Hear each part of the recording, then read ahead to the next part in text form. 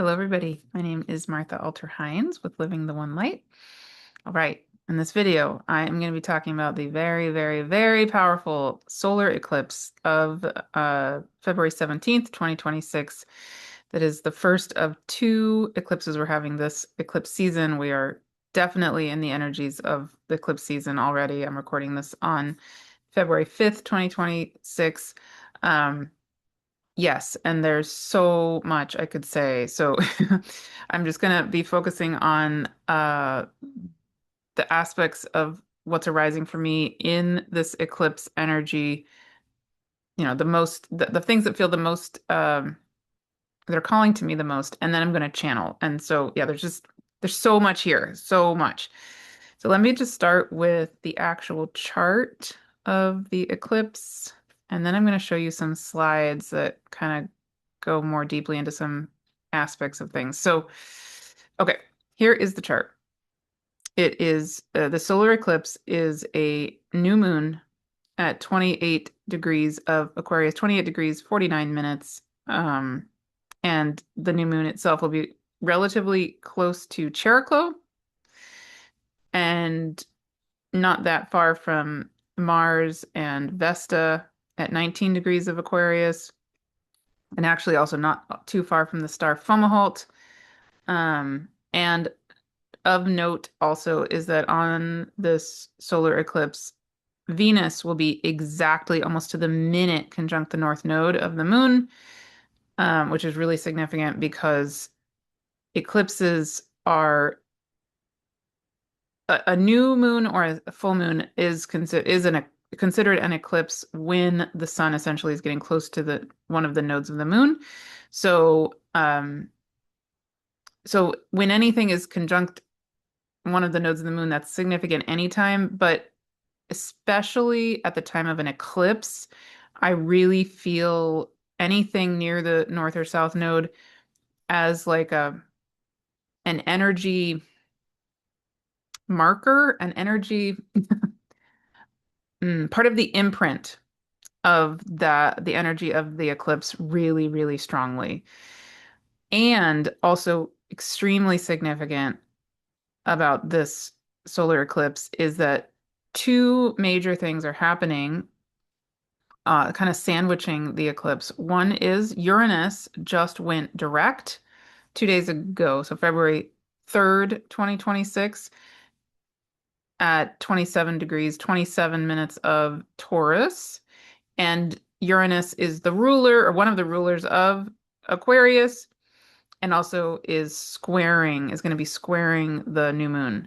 So Uranus is a huge player in this eclipse time and already the energy of that Uranian Aquarian energetic is very, very strong already.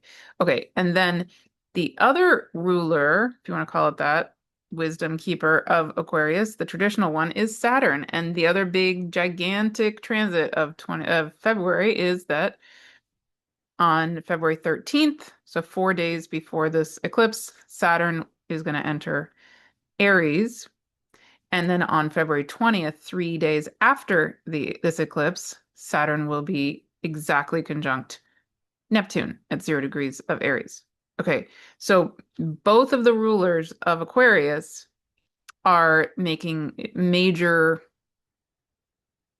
they're doing their own major things. If that makes sense. And so they're both highlighted anyway, plus they are the rulers of this new moon. Okay. Um, and let's see if there's any other, yeah, Mercury also will be not too far from the North Node in Pisces. Yeah, so yeah. So if I were just looking at this chart, some of the things that jump out at me about this are that, Mars is conjunct Vesta in Aquarius, so the sense of perhaps an energetic really supporting the divine masculine to be in sacredness and to hold the intention of sacredness with regard to the greater good. Aquarius, in a really healthy sense, as I'm going to talk about a little more in a minute, is holding the vision that is in alignment with divine intelligence and the greatest good of all. Really, yeah, benevolent version of Aquarius. And then at the same time, Venus is so highlighted, right? So Mars has this kind of extra oomph here, but Venus also is very highlighted because it's on the North Node. And so there's some really beautiful potential in this energy, I think, about supporting both the divine masculine and the divine feminine to come into um, a resonance, a kind of shining themselves at their highest expression. That's a possibility here, right? So we could hold that possibility. There's lots of other things I could say, but I want to show you so much other stuff, and I really want to also channel. So I'm gonna move to these slides. So I won't get too caught up in things coming out of my brain. But okay, so this first thing I want to show you is this image of the water bearer. This is a feminine image of the water bearer. Typically, the water bearer is in Greek and Roman mythology is a masculine figure. Is so yeah, but I really love this image. Not that it needs to be feminine at all, but I just feel like this brings in a different energetic to it. And one of the really important things for me about Aquarius and about the water bearer is that, as you can see here, the Aquarian water bearing is really about an energetic of us, the aspect of us, the aspect of life that holds the waters of the divine, right? So again, this connection to ourselves being in alignment with the intelligence of the divine, with the greater picture of the divine, the greater good of the divine. And Aquarius in an out of balance energy can be incredibly visionary or inventive or coming up with the latest, newest, amazing thing. But uh, Aquarius, again, out of balance would not necessarily be thinking about the greatest good for all and could create an invention that's actually very harmful. So one of the things that I think is really cool actually about the fact that Saturn is another ruler of Aquarius in addition to Uranus is that that kind of brings in this element of integrity and the need for that vision or those inventions or that innovation to really actually have integrity, be in service of the greater good. And then with this image, what this brings in for me is part of the potential, the really healthy potential of Aquarius and that visioning, that divine intelligence vision, is that the commitment to the greater good can also have this component of helping us tap into the part of us that's going to hold um, the purity of the intelligence of the divine, the healing wisdom of the divine in a way that it, we can help to kind of direct it a bit. Don't maybe hold it lightly, but yeah, help those healing waters go where they need to go. So that's something, I feel like we could sit with a bit. Um, okay. So it's just super beautiful to me.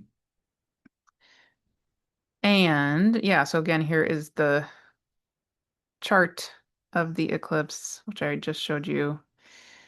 Um, and oh yeah, okay, so I'm gonna stop here for a second. The other component of the astrology of this eclipse is that, again, the nodes of the moon for any eclipse season are really key because we have eclipses when new moons and full moons are lining up near the nodes of the moon. So the nodes of the moon are in any set of signs for about 18 months at a time. And so we still have the nodes of the moon in Pisces and Virgo, even though this solar eclipse is a new moon in Aquarius, because this solar eclipse actually is starting. It's giving us a little taster of the energies coming in the when the nodes are going to be switching into Leo and Aquarius at the end of July 2026, and then the nodes will be in Aquarius and Leo for a year and a half after that. So the second half of 2026 and all of 2027.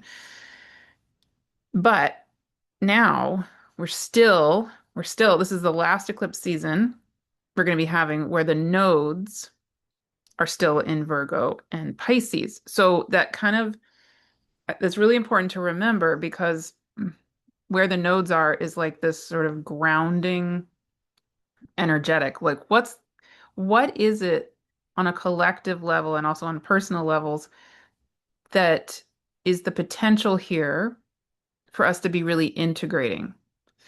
So the south node and the north node hold the polarity of the two signs they're in. And the polarity for me is not so much about leaving behind the south node and going toward the north node. For me, that's how some astrologers talk about it. That's not how I feel it. I feel it as the nodes really holding space for the integration of both. South node typically would be like wherever the south node is, typically would be an energetic of releasing um, outdated energetics that no longer serve, but also bringing in the gifts of that energetic. So in this case, Virgo, releasing all this no longer needed energy of Virgo, which can be self-criticism, I'm not good enough, da da da da da, but also allowing to flow in the gifts of Virgo energy, which can be, among other things, ourselves as healers, ourselves as temple keepers, the ourselves as beings of Gaia, of Earth, and really being in touch with the sanctity of Earth and our bodies as Earth, our bodies as temples. So we have that South Node still there in Virgo holding that potential there, and the North Node in Pisces still, um, helping us to release, forget, radically forgive, and remember that we aren't only Earth, we are also the divine, but also we're not only the divine, we're also Earth, right? That's part of what this Pisces Virgo axis is helping us with. So, um, in this eclipse season, we're going to have this solar eclipse first on February 17th, where the new moon is at 28 degrees of Aquarius on the north node, which is in Pisces. But then what we have coming is March 3rd, a lunar eclipse, which is going to be a full moon with the moon at 12 degrees of Virgo on the south node of the moon, still in Virgo. So there is still this element very powerfully yet again in this eclipse season, similar to the eclipse season last September, that absolutely for sure is supporting us to really like feel it. Any lingering self-doubt, any sense of whatever it is, I'm not good enough, I'm not pretty enough, I'm not um my voice doesn't matter, so and so can do this so much better than I, why should I even try? Like all that stuff. There's probably a lot of that coming up for a lot of us. I've definitely heard it from a lot of people and I've felt it in my own ways. Yeah, more, yeah, recently. So, well, in certain ways, yeah. But any kind of lingering aspect of that, is really being supported to for us to feel it, see it, hold it, acknowledge it, and let it go. Because it's just ultimately not real. I mean, it's the feelings are real, but it's not true that we don't matter, blah, blah, blah. Okay. Um, yeah, so that's another underlying component that's super strong in this eclipse season. Okay. And then let me come back to these slides. All right, so now I want to show you a few images of the solar eclipse from this 3D perspective. So this is, um, oops, back. This is a solar system scope, which I've used before. And again, you can download for free on your computer. There's also a $10 version, which is the one I'm using here. But you can see here, look, here's the teeny tiny moon. So cute.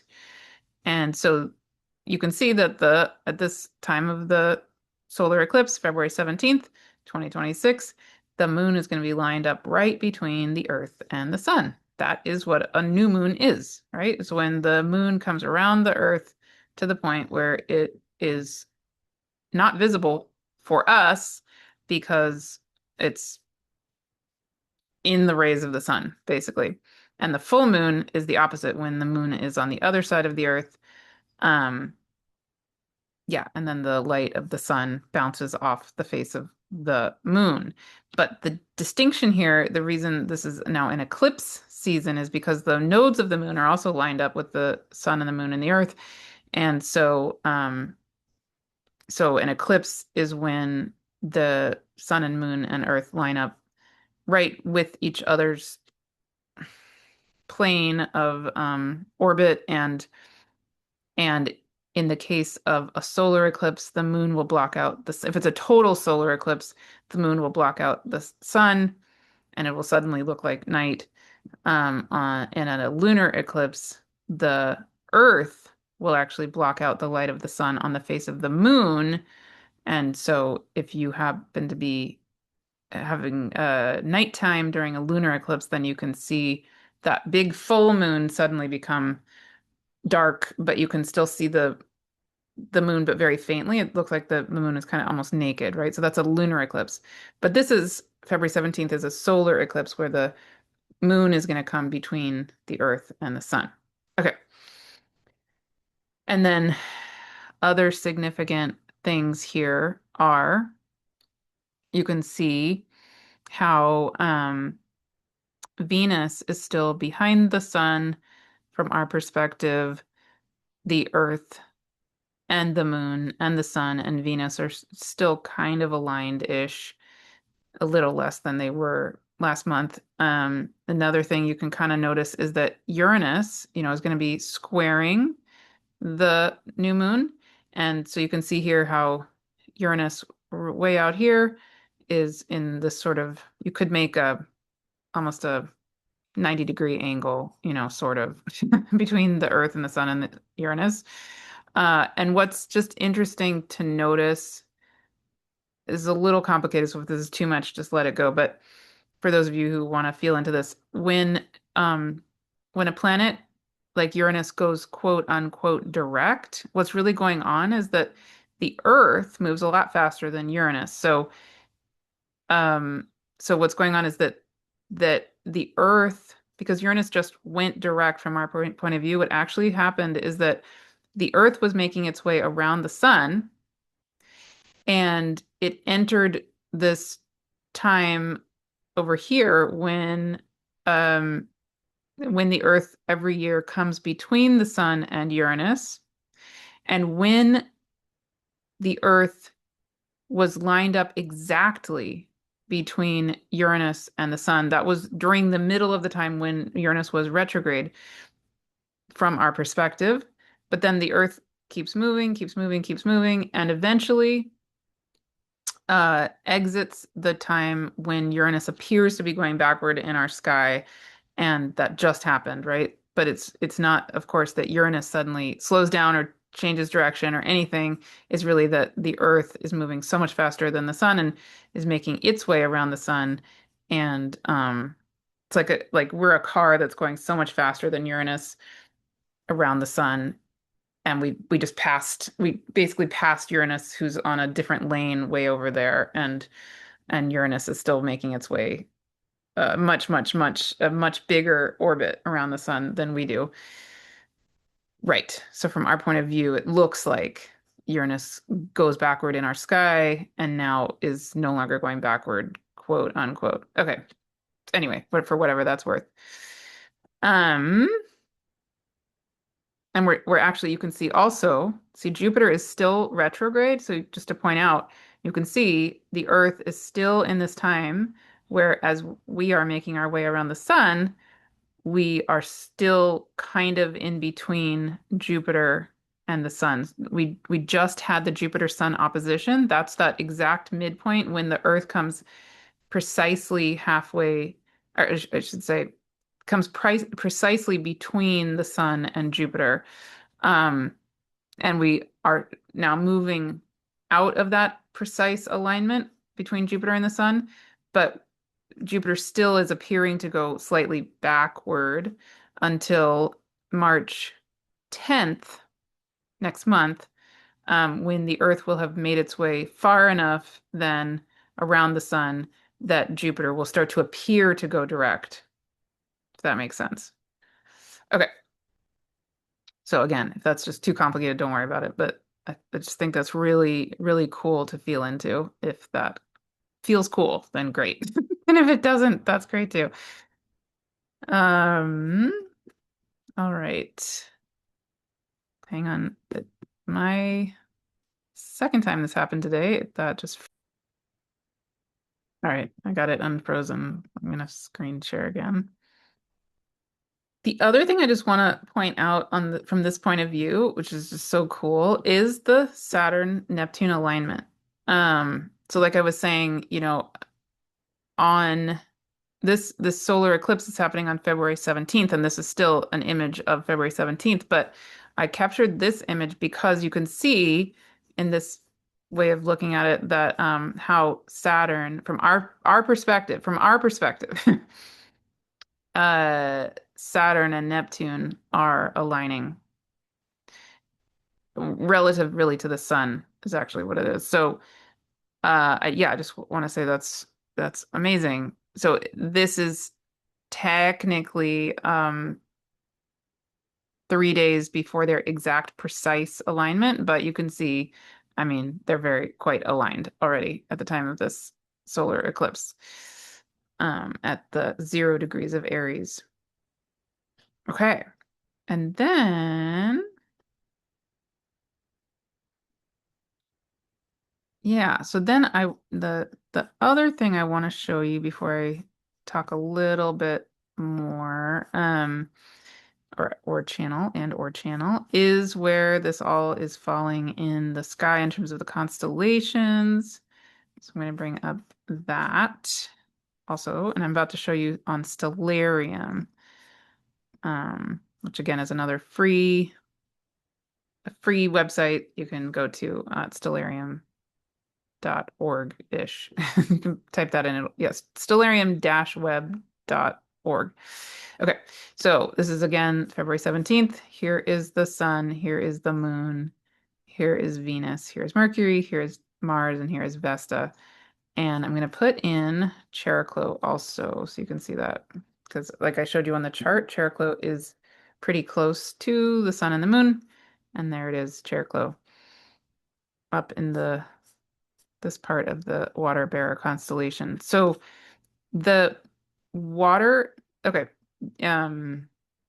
most of the sign of Aquarius actually overlays the constellation of Capricornus or the sea goat.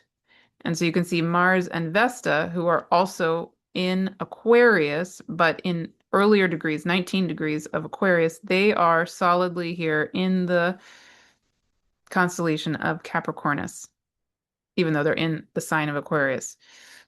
But the sun and the moon at the time of this solar eclipse are at 28 degrees, almost 29 degrees of Aquarius. And so they have made their way out of the Capricornus constellation, and they are in the sign of Aquarius and in the constellation of Aquarius or the water bearer. Venus and Mercury are both in the sign of Pisces, but also in the constellation of the water bearer. And down here is the star Fomalhaut, which is in the constellation of the southern fish, which is the fish with the open mouth, where the waters of the water bearer are poured. Okay, so this is kind of just to give the image of where this falls in the sky. Um, I just think, yeah, I just want to give this imprint in case that is helpful to you as we're feeling into this. Okay. And then, yeah, I want to show you a little more about Uranus too, because I've talked about this in previous videos, but especially if you're newer to me, I want to, yeah, the Uranus is just amazing. Um, and so I'm going to show you some of the slides also. These slides I'm showing you are actually from the Astrology 101 course. I this morning held the Aquarius Uranus workshop for my current Astrology 101 group that's finishing up their whole year this month. This is our last month in the whole course, and then the next round of the Astrology 101 group is going to be starting March 4th, which many of you have already signed up for. But if you're interested in being with astrology in this way, where we look at, of course, the astrology, but we also look at the astronomy, we look at the science of the planets, the moons of the planets, which I'm about to show you with Uranus, which is amazing. And then I channel for us to be actually travel to the each of the planets throughout the year, for you to have your own way of relating with each of the planets and for them to really basically for us to each remember that we are them, they are us, and they are friends, family, community. They're literally part of the community, the family of our solar system, right? So that's the really distinguishing feature of the way I hold this Astrology 101 course. I would call it more of a journey. And if that way of being with astrology calls to you, awesome. It's perfect for people who are brand new beginners, and it's also perfect if you are already a practicing astrologer because it's so different from the way that astrology is typically taught. Yeah, it's really about your own coming to your own way of relating with the cosmos. Um, yeah, and the other thing I'll say about this year with this Astrology 101 group is it's super exciting because in my first year of doing it 2 years ago, I had 5 guest speakers, uh, and they're all coming back this year. So they're all going to be live with us this year. And those speakers are Heather Ensworth, Melanie Reinhart, um, Kelly Hunter, Julia Balaz, and Chris Skidmore. So those first four are going to be with us. They're going to do a one-time workshop with us throughout in the year. And then Chris is going to do he's going to do a quarterly, he's going to do a live workshop with us every quarter. So a total of 4 times. Yeah, so it's really, really special because we get to learn from ourselves, each other, and the planets themselves, um, plus these amazing, amazing, amazing astrologers. So yeah, it's a really special time, and the groups, have been so special both years that I've done it so far. So this is my third year doing it, and you got to meet several of these amazing beings in the video we did last week about Saturn. If you haven't seen that, I highly recommend it, and gives you a flavor of the kinds of the way we yeah, the way we are present with these beings. Okay. So, having said that, I want to share with you some of the amazingness about Uranus because it's, yeah, so much there, in particular the moons. Um, so I will bring up that. Okay, and just to, I've already said this, but just to make it clear why Uranus is so important, why I'm bringing it up so much, is because Uranus is one of the rulers of Aquarius, and Uranus just went direct on February 3rd, and Uranus is going to be squaring the new moon at this solar eclipse. So the Uranian energy is already super alive, super present, and yeah, and this is going to be an incredibly extra Uranian Aquarian solar eclipse. Okay, so here is Uranus, beautiful being. Um, And in the course, we talked about so many other things, but one of the things that I think is fascinating, there's many things about Uranus that are fascinating. First of all, um, its mantle is made largely of diamonds. So it has diamonds raining through the mantle like hailstones. Like, what? Um, number two, Uranus is unlike the other planets. Okay, so the Earth has a tilt on we have a tilt on our axis of 23 degrees, right? So we rotate, or sorry, we move around the sun, not, exactly upright, but tilted just a little, which is why how we get our seasons. Uranus, on the other hand, has a tilt of 97 degrees. What that means is that it's lying on its side, essentially. And so it's like rolling around on its side around the sun. Um, anyway, there's so much there. That's just amazing. Um, and then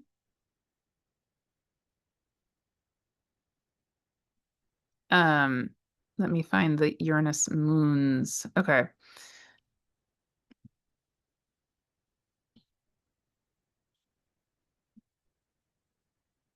All right. So the moons, Uranus has many, many, many moons doing all kinds of things, going in all different directions around Uranus. But these main moons are Miranda, Ariel, Umbriel, Titania, and Oberon. So maybe those names sound familiar to you. Uh, they are they're called the literary moons. So most of the moons of the other planets are named after Greek and Roman figures. The moons of Uranus are not. They are named after figures in literary sources and primarily in Shakespearean plays, and then also in some poetry. And as you can see, they're largely feminine figures, and many of them are fairies and spirits. And so here's Miranda. I'm just going through these quickly, but kind of can get the feeling. Here's Ariel, who is a spirit in The Tempest, Shakespeare's The Tempest. Here's Umbriel, who is a spirit in an Alexander Pope poem called Rape of the Lock. Here is Titania and Oberon from A Midsummer Night's Dream. They are the king and queen of the fairies. All right, that's just like wow. Um, Cordelia and Ophelia from King Lear and Hamlet, Shakespeare plays. Yeah. So you get the idea. I mean, very, very different than than than the moons of any other planet. And Uranus is rolling on its side as opposed to more upright. And it's made of diamonds. And I mean, it's just like what? And it has rings. And yeah, there's just so much going on with this being. Also, its center of gravity is a little bit of a mystery to astronomers, but it's not centered in its center. It's not centered in the center of its body. So the center of gravity is more up toward its North Pole. Um, yeah, just so many things. It's like, wow. Okay. And then the seasons on Uranus get really, really fascinating because again, it's lying on its side and it has an orbit of 84 years. Therefore, each of its seasons lasts approximately 21 years. And when is in the time when it's in one of its solstices, in other words, when one of its poles is pointed toward the sun, um, yeah, basically half of the planet has sunlight all the time, and the other half doesn't have any sun for, 21 years or approximately that.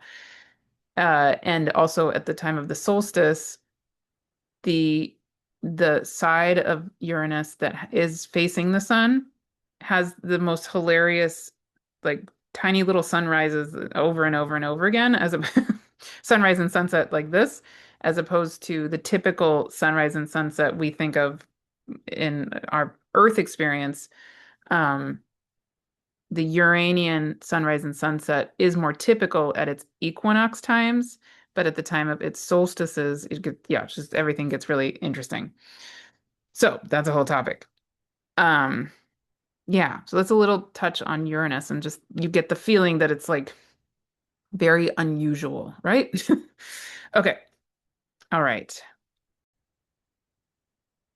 Okay, so I'm going to move to the channeling, but just real quick, what I'm going to say a little bit from me, Martha, what I'm feeling in all of this, which is really what I feel in the energetic of right now is such a powerful opportunity because we're about to have that Saturn Neptune conjunction on February 20th, 3 days after the solar eclipse. So we're in this energy of this newness of structures that are meant to arise from ourselves as the divine. That's coming, right? We're right before we are going to be reaching that.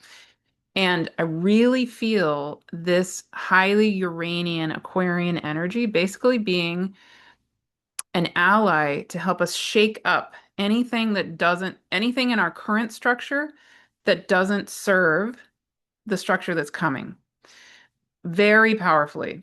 My guides have shown it to me like for myself, but I think this applies in general. It's like a rubber band.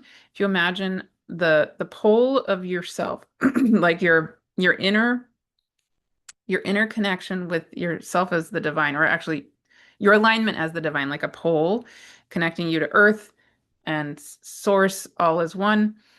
And imagine a rubber band kind of wrapped around that pole and being pulled out, out, out, out, out, out, out. Like you're having various experiences in life and you're doing things and you're expanding and maybe you're trying new things out. And certain things are going to be in alignment and certain things are not. And then so that rubber band is getting pulled out, out, out, and then Uranus went direct, and we have this highly Uranian time, and it's like the rubber band goes snap, snaps back to your true alignment. And then what my guides have been saying to me is, as that rubber band snaps back, let that snapping back be two things. An energetic that helps to shake off anything that is not in alignment right now. And also at the same time, an energetic that pulls to you anything that is precisely in alignment. So, yeah, so that then as Saturn, another ruler of Aquarius, moves toward into its alignment with Neptune at that 0 degrees of Aries, so powerful. Uh, we're in alignment. We've shaken off what we don't need. We're, probably still working on the whole like letting go of I'm not good enough, all of that with the South Node in Virgo. But then the intelligence of the divine can go kaboom and can really allow to arise the seed of the new that's truly in alignment and truly um coming from that intelligence of the divine and nothing else. That's really ultimately what I'm feeling here, which is awesome. That's super exciting. And can feel destabilizing, if certain things are leaving or whatever. Okay, but I'm gonna just give a few moments here to channel, see what wants to come through. Yeah, thanks again for being here. And as always, please share anything that comes alive for you. Um, yeah, all right.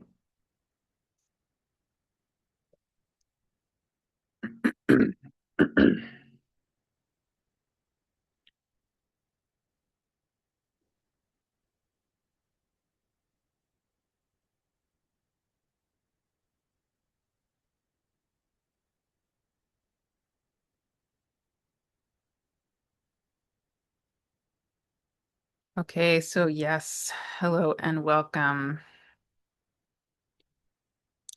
So the main thing we want to hold space for today is an energetic that you could come back to over and over again, either through this recording or in another way on your own, however is best for you, of really getting it on a visceral level, really feeling that radical alignment of yourself as earth and divine as one. Because one thing Martha actually didn't overtly mention, but is very important, is that Uranus just went direct for the last time in Taurus. So not only did it go direct, but it actually went direct in the sign of yourself as Earth, and Uranus going direct in Taurus, yourself as the intelligence of the divine as Earth. So we really want to emphasize that yourself as the intelligence of the divine is rooted in the light of the heart of Gaia and in the light of the heart of Source at the same time as you, as one, as Earth and divine as one. So mm, the most radical and yet simple thing we really invite you to be doing in this time is to almost like a mantra come back over and over and over again to this radical grounding and alignment that is you, especially if and when energetics feel like they are unstable in any way. The truth is that ultimately there is incredible stability because you are always earth, you are always the divine, you are always source, you are always one as both. And this alignment of you as the divine is unwavering, does not change. That's one thing that just does not change. You are source, you are earth. Ultimately, you are source, you are the divine. So this is really the the offering we want to give you today, to offer to you today, is what we're about to lead you in if and as you like, and then invite you to come back to this over and over again if and as you like as well. So hopefully this will serve as a literal grounding rod journey experience for you. Very simple. Okay, so taking a long, slow, deep breath. We invite you first to bring your attention to Gaia, that she is here. She is so powerfully loving you all the time. And we invite you to bring yourself to the core, the center, the heart, the light of the heart of Gaia, and feel that pure light of the divine that is her, shining, radiating, the song of her, singing, vibrating all the time. And feel that light of the heart of Gaia shining, shimmering, and then rising up through her, from her core, up through her body, up to the being, the body, and the light body of you. And then touching into the base of your own, like a rod going from the base of your spine or the base of your body and up through the center of your body, probably most likely right in front of your spinal cord, but you could feel it in various ways and feel that very strong, beautiful rod of light moving up through the center of your body, up and out the top of your head, and reaching all the way through the whole atmosphere of the earth and all the way until this rod of light goes straight into the heart of Source itself, straight into the light of the heart of Source itself. And taking a long, slow, deep breath, we invite you to just take a moment and ground here. Just feel this, how you are so grounded, rooted as a being of Earth, Gaia, and a being of Source.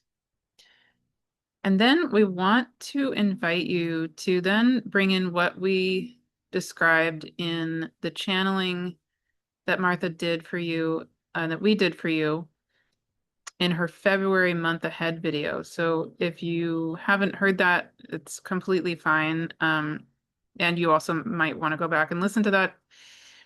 But either way, it's okay. And this is absolutely perfect for you here and now as well. So what we described in that video was the reality that and the opportunity that the spirit world, that we are here to be acting with you, as you, and we have really been encouraging you to call us in. So this is one of those moments we invite you to call us in very directly, because we want to be doing this with you, as you, really supporting you, and in this remembering that you are not alone. It is absolutely ridiculous, actually, the notion that humans are somehow meant to do this alone, or are doing this alone, or capable of doing life alone. That's just not true. And so as you are here grounding into the light of the heart of Gaia and into the light of the heart of Source, we invite you to take a long, slow, deep breath. Perhaps either imagine or literally physically bring your hands to your heart and connect in with the light of your heart. And from this place of the light of your heart, we invite you to perhaps bow your head a little bit and connect in with us, connect in with the infinite benevolent realms of existence. And in your own way, perhaps say something along the lines of an invitation,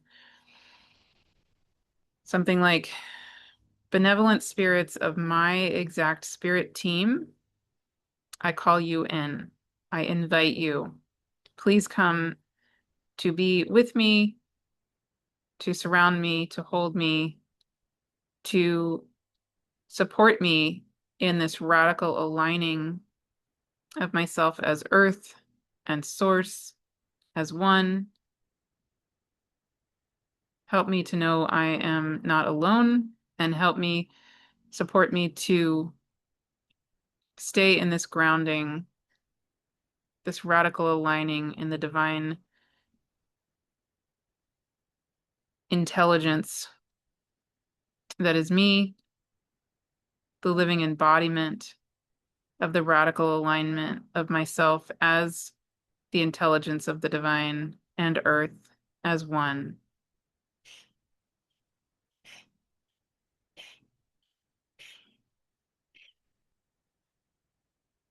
And so it is. Amen.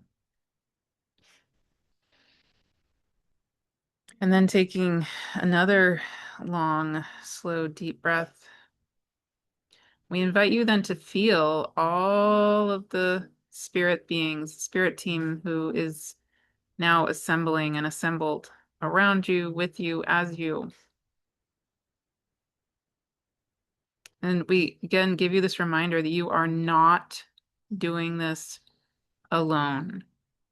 So one of a shadow side of Aries, and Saturn and Neptune about to meet at 0 degrees of Aries, can feel very isolating, can feel like you are meant to do this alone. You are not meant to do this alone. So Saturn still is in those last moments, those last days of being in the sign of Pisces until February 13th. So we really encourage you to feel Saturn held in those divine waters of Pisces. And even when it moves into Aries, it will still be in the constellation of Pisces. So we want to remind you, even as you are moving toward this beginning of the new, You are not alone. And Saturn is meeting up with Neptune, again, related to the all that is. So this is a huge switch that as you are moving into this time of the creation and the seed of the new, quote unquote, you are knowing that you are surrounded, you are held. This creation of the new is being done in concert with you in this radical alignment of yourself as the intelligence of the divine, and you surrounded, held, and being in concert with your exact spirit team and just with the infinite benevolent realms in general. So we really actually also want to encourage you to take another long, slow, deep breath. And now that you're radically grounded and aligned and held in your spirit team circle, now we invite you to just let go. Let yourself be carried in this, held in this.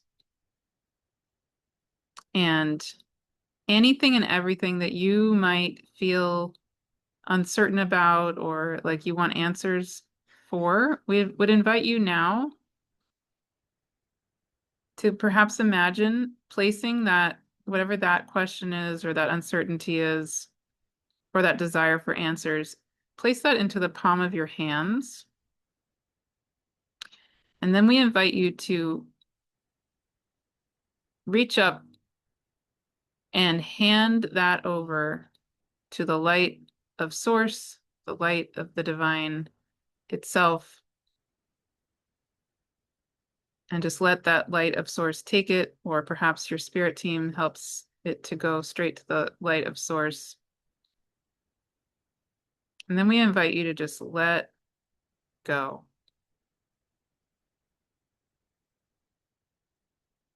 And that's what we encourage you to do in this next phase of this very powerful time you're in this next couple of weeks before the solar eclipse. And we'll be back again to support you with the next component as well. And so it is. Amen.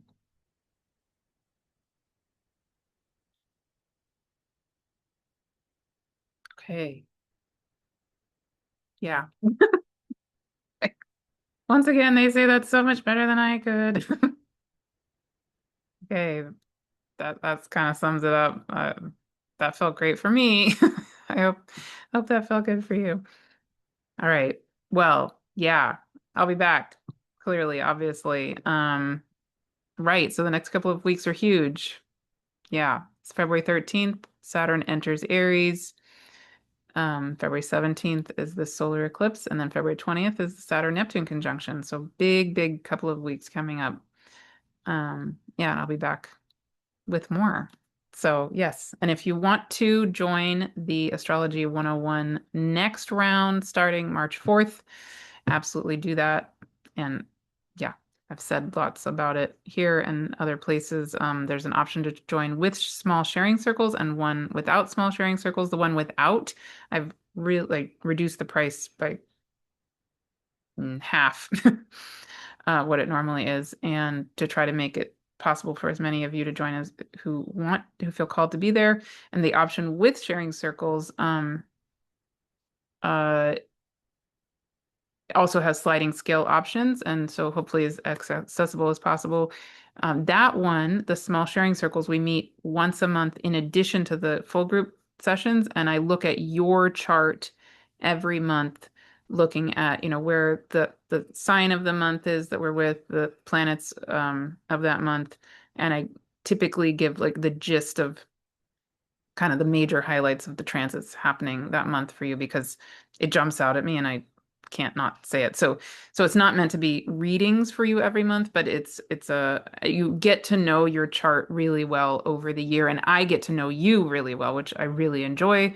I would say that Astrology 101 journey with the small sharing circle is the it's the place where I get to know people the best, and I really get to mentor people more directly there than anywhere else, which is really fulfilling for me. So, um, yeah, if that calls to you, then I would love to have you. Okay.